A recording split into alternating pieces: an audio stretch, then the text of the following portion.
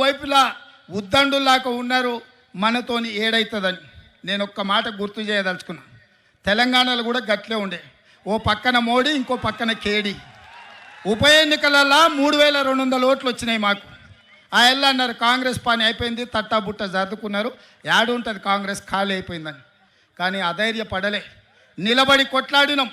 ఢిల్లీ మోడీ మీద, గల్లీలో ఉన్న కేడీ మీద నిటారుగా నిలబడి కొట్లాడి మోడీని ఓడించినాం, కేడీని పడగొట్టినాం. ప్రజలు విజ్ఞులు, ప్రజలు తెలివి కల్లోలు, ప్రజలు అవసరమైనప్పుడు అవసరమైన నిర్ణయం తీసుకుంటారు. 5 సీట్లు ఉన్న మమ్మల్ని 65 సీట్లు ఇచ్చి ఆశీర్వదించిందంటే ప్రజలు గొప్పోళ్ళు.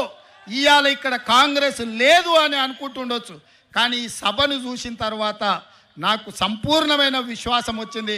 మా షర్మిలమ్మ ఆంధ్రప్రదేశ్కు ముఖ్యమంత్రి అయి తీరుతుంది. మీకు సంక్షేమ రాజ్యాన్ని, అభివృద్ధి రాష్ట్రాన్ని అందిస్తుంది. నేను తోడుగా ఉంటా, మీ పక్కనే ఉన్న ముఖ్యమంత్రిని, పార్టీ అధ్యక్షుని షర్మిలమ్మకు అండగా నిలబడతా. ఏం కావాలన్నా,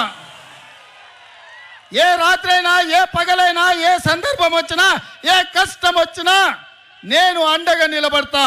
మీరు షర్మిలమ్మ నాయకత్వాన్ని బలపరచండి, షర్మిలమ్మ నాయకత్వాన్ని గెలిపించండి. షర్మిలమ్మ ఆంధ్రప్రదేశ్ ముఖ్యమంత్రుల కూర్చునే వరకు తోడుగా నిలబడతా. నేను రెడీగా ఉన్నా తోడుగా ఉండడానికి. మీరు సిద్ధమా? సిద్ధమా?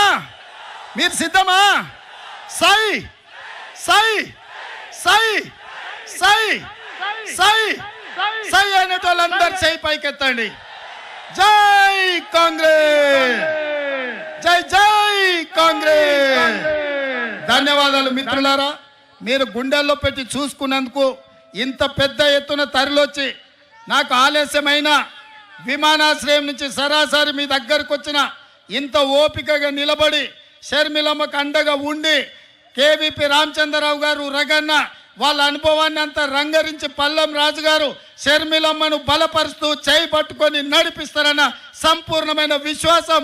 మా మిత్రుడు రుద్రరాజు తన వ్యూహాన్ని, తన ఆలోచనను పెట్టుబడిగా పెట్టి కమ్యూనిస్టు సోదరులను కలుపుకొని ఆంధ్రప్రదేశ్ రాబోయే ఎన్నికల్లో ఒక మంచి ఫలితాలను తీసుకొస్తారని నమ్ముతున్న, ఎన్నికల్లో కూడా మళ్ళీ తప్పకుండా వస్తా, మీకు అండగా నిలబడతా అని తెలియజేస్తూ మీ అందరి దగ్గర సెలవు తీసుకుంటున్న మిత్రులారా.